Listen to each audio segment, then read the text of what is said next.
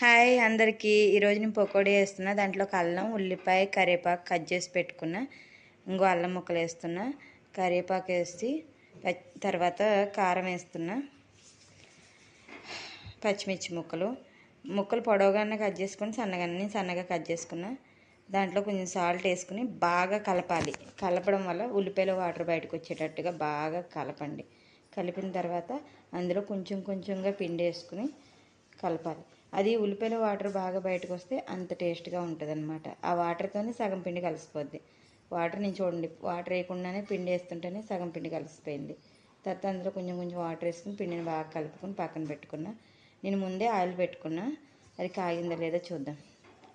నూనె కాగిందండి, నేను పకోడీ వేసేసుకుంటున్నా. ఈజీగా ఉల్లిపాయ పకోడీ ఎలా వేసుకోవాలో నా వీడియో చూడండి. చూసి ప్లీజ్ సబ్స్క్రైబ్ చేసుకోండి. పకోడీ అయిపోయింది చూడండి. వేడి వేడి ఉల్లి పకోడీ రెడీ. మీరు కూడా తిని ఎలా ఉందో టేస్ట్ చెప్పండి. Okay friends, bye.